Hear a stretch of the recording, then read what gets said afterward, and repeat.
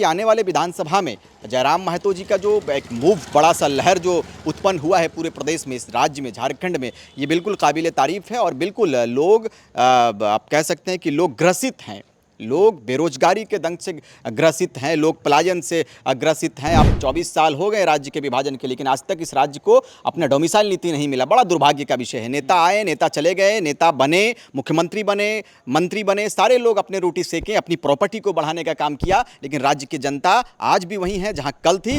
नेता आते हैं और चले जाते हैं, प्रलोभन लोभन देंगे, ये चुनावी एजेंडे के साथ में, मैनिफेस्टो के साथ में आएंगे, बड़े बड़े मैनिफेस्टो के लेकर आएंगे राष्ट्रीय पार्टियां, क्षेत्रीय पार्टियां। कि इस राज्य के विभाजन के 24 साल के बाद कोई ऐसा बड़ा आंदोलन अब तक नहीं हुआ था। आज हम लोगों ने, हमारे युवाओं ने जयराम महतो के नेतृत्व में पूरे प्रदेश में कोहराम मचाया। हमारी लड़ाई किसी पार्टी से नहीं है, हमारी लड़ाई किसी नेता से नहीं है, किसी व्यक्ति से नहीं है, हमारी लड़ाई सिस्टम से था, हमारी लड़ाई व्यवस्था से था। आपने व्यवस्था सुदृढ़ नहीं किया, आपने व्यवस्था सही नहीं किया, तब हमारी उपज हुई, तब ईश्वर ने चाहा और हम लोग आए और एक बड़ा भूचाल पैदा हुआ। पूरे राज्य में हम लोग बेहतर प्रदर्शन के लिए आगे आए हैं। अब आंकड़ा हम लोग इस पर टीम गठित किए हैं, टीम हमारी कार्य कर रही है, टीम सर्वे करके हम लोगों को रिपोर्ट देगा और जहाँ भी हम लोग बेहतर होंगे, जितनी सीटों पर, 20 सीटों पर, 40 सीटों पर, 30 सीटों पर, जितनी सीटों पर हम लोग बेहतर रहेंगे, मजबूती के साथ में चुनाव लड़ेंगे। नमस्कार। झारखंड में विधानसभा के चुनाव की कहें उल्टी गिनती जो है शुरू हो चुकी है। कभी भी आचार संहिता लागू हो सकता है, चुनाव की तारीख की घोषणा हो सकती है।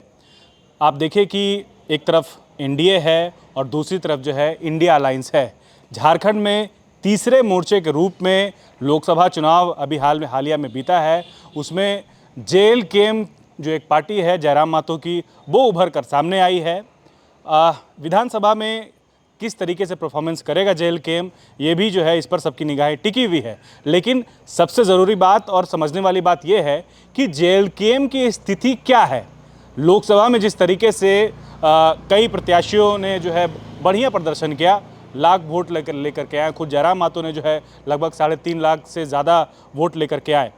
हमारे साथ जेल केम के नेता रिजवान क्रांतिकारी हैं। आप इन्हें रिजवान क्रांतिकारी के रूप में जानते हैं। जेल केम में ये अल्पसंख्यक अध्यक्ष थे, अब क्या है वो यही बताएंगे।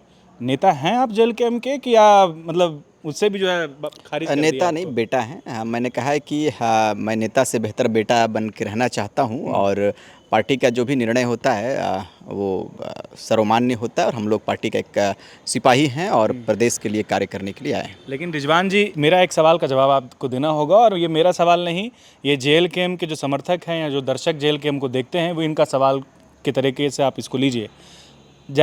रिजवान क्रांतिकारी का जेल केम में क्या अभी जो है? जेल केम का एक सिपाही है, कोई ज़रूरी नहीं है कि अगर कोई वो पोस्ट रहे तभी नेता कहलाता है, पोस्ट रहे तभी वो पार्टी के लिए कार्य करे, पोस्ट रहे तभी वो समाज में क्या है, मतलब एक कार्यकर्ता के नॉर्मल कार्यकर्ता है, नॉर्मल सदस्य हैं, पार्टी के फाउंडर मेंबर के रूप में हम लोग हैं, थे, हमेशा रहेंगे। आप पर चूंकि आप फॉलोअप में आए हैं तो ये सवाल तो लाजमी है। आप पर जो आरोप लगे, कंट्रोवर्सी हुआ, सोशल मीडिया पर खूब जो है ये चर्चा हुआ कि रिजवान क्रांतिकारी पर एक गंभीर आरोप जो है लगा है और इसको देखते हुए आपके जो सुप्रीमो है आपको पद से हटा दिए।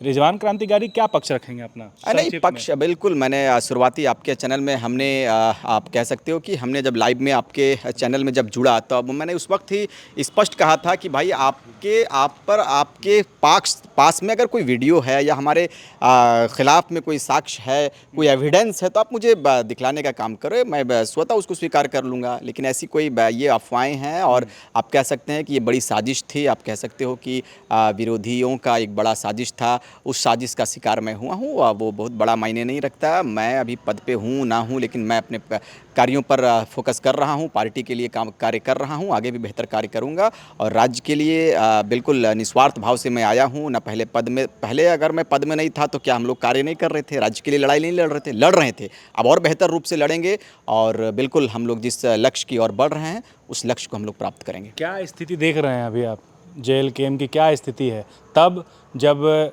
सब पार्टियां जो है अपने अपनी तरफ से दमखम दिखा रही है, शक्ति प्रदर्शन हो रहा है, प्रधानमंत्री एक तरफ आए हैं, अमित शाह जी आए हैं बीजेपी की तरफ से, दूसरी तरफ कल्पना मुर्मू सोरेन हैं, उनके पति यानी कि मुख्यमंत्री हेमंत सोरेन है, फिर उसके बाद आजसू सुप्रीमो सुदेश महतो हैं।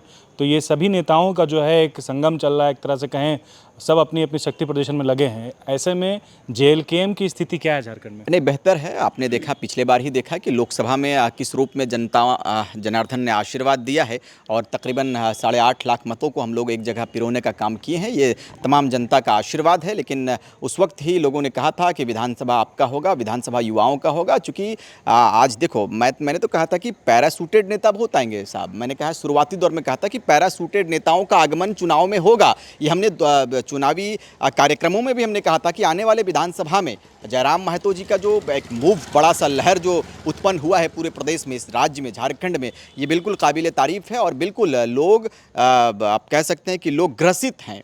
लोग बेरोजगारी के दंश से ग्रसित हैं, लोग पलायन से ग्रसित हैं। आप कह सकते हैं कि हमारे जो कोलियरी हैं, इसमें रोजगार नहीं मिल रहा है। बड़े बड़े संसाधनों का जो लूट मचा हुआ है वो कहीं ना कहीं बाहरी तत्व हावी है। यहाँ के जो रैयत है, यहाँ के जो मूलवासी हैं, आदिवासी हैं, उनको सुविधाओं से वंचित किया जा रहा है। इन तमाम विषयों के साथ में हम लोग आएंगे। और आपने कहा कि क्या तैयारी है। एक तरफ बड़े बड़े नेता, एक तरफ है मुख्यमंत्री, एक तरफ राष्ट्रीय नेताओं का आगमन प्रदेश में होने लगा है। आपकी क्या तैयारी? हमने कहा था कि एक तरफ धनबल रहेगा, दूसरी तरफ जनबल रहेगा। जनबल की शक्ति हमारे साथ में है। किन मुद्दों पर चुनावी मैदान में आपके प्रत्याशी उतर रहे हैं?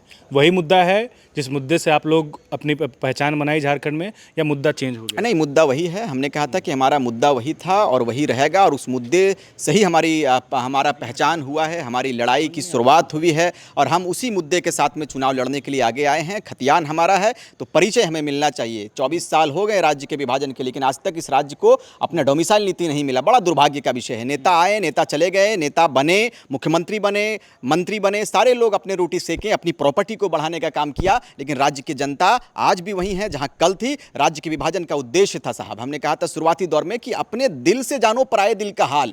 ये राज्य शहीदों का राज्य कहलाता है। ये राज्य में बलिदान हुआ है। इस राज्य के लोगों ने अपना शहादत दिया है, अपने सर को कलम करवाया है, फांसी के सूली तक पहुंचा है, तब इस राज्य की तस्वीर बनी है। इस राज्य में नेता बना देना मात्र विकल्प नहीं है। इस राज्य के लिए आपको चेतना, अपने दिल के अंदर चेतना उत्पन्न करनी पड़ेगी, राजनीतिक चेतना को लाना पड़ेगा, त्याग की भावना को उत्पन्न करना पड़ेगा। नेताओं के दिलो दिमाग में इन सब भावना को उत्पन्न करने का समय नहीं है। नेता आते हैं और चले जाते हैं, प्रलोभन लोभन देंगे। ये चुनावी एजेंडे के साथ में, मैनिफेस्टो के साथ में आएंगे, बड़े बड़े मैनिफेस्टो के लेकर आएंगे राष्ट्रीय पार्टियां, क्षेत्रीय पार्टियां। लेकिन हमने कहा है कि हमारा मैनिफेस्टो आप हैं। आप मुझे बताइए कि इस राज्य के विभाजन के 24 साल के बाद कोई ऐसा बड़ा आंदोलन अब तक नहीं हुआ था। आज हम लोगों ने, हमारे युवाओं ने जयराम महतो के नेतृत्व में पूरे प्रदेश में कोहराम मचाया। और हमने कहा कि हमारा परिचय क्या है, हमारा परिचय आप दे दो, हमारा आंदोलन समाप्त हो जाएगा। हमने शुरुआती दौर में कहा था, अभी भी मैं आपके चैनल के माध्यम से कहूंगा, फॉलो अप बड़ा चैनल है, पूरे राज्य के लोग देखते हैं। आपके चैनल के माध्यम से स्पष्ट करेंगे कि इस राज्य के लिए हमारे शहीदों ने जिन सपनों के साथ में अपना शहादत दिया है,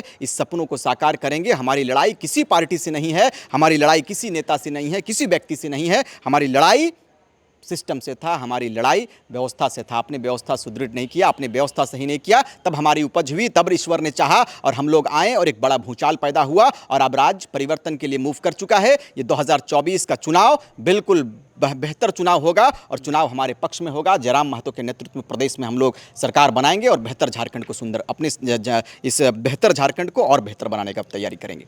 एक तरफ संकल्प या एक तरफ परिवर्तन यात्रा है जो कि बीजेपी की यात्रा है, दूसरी तरफ सम्मान यात्रा चला रही है कल्पना सोरेन। ऐसे में जेएलकेएम क्या कर रहा है, जनता को ऐसे में क्या बता रहा है? देखो, हमने कोई यात्रा नहीं निकाला। चाहते तो हमारे पास भी बहुत सारा कुछ ऐसा नाम देकर हम लोग यात्रा का शुरुआत करते, लेकिन हमारी यात्रा की शुरुआत 2.5 साल 3 साल पहले हम लोग आंदोलन से अपनी शुरुआत किए हैं। और जन जन तक हम लोगों ने हकीकत को बयां किया है। जन जन तक पहुंचकर उनकी हकीकत से रूबरू हमने कराया है कि आपका हकीकत क्या है। आप क्यों सिर्फ वोट देने के लिए आप पैदा हुए हो? सिर्फ वोट दो, नेता बनाओ और नेता बनकर चले जाएंगे, वो अपनी प्रॉपर्टी को बढ़ाएंगे। लेकिन आप कहाँ हो? आज देख लीजिए, पेपर लीक हो जा रहा है साहब।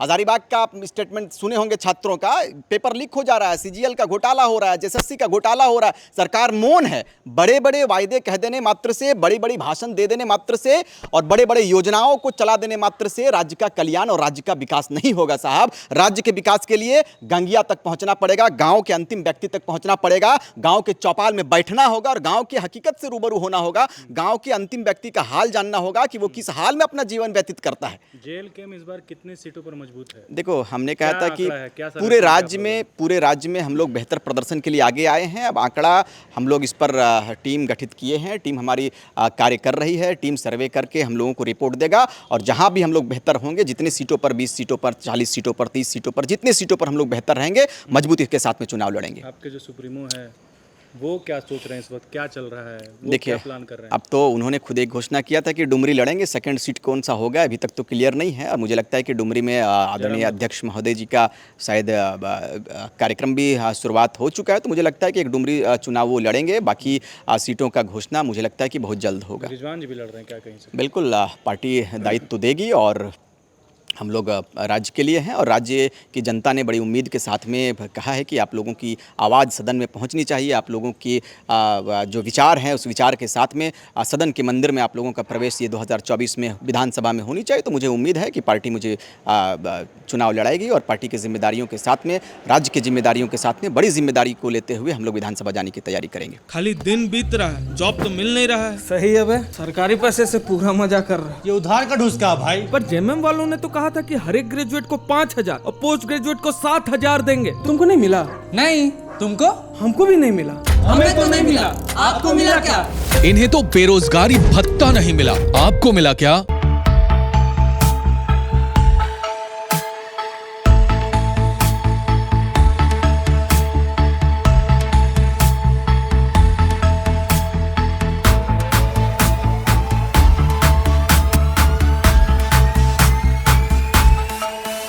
thefollowup.in. Like, share, and subscribe. www.thefollowup.in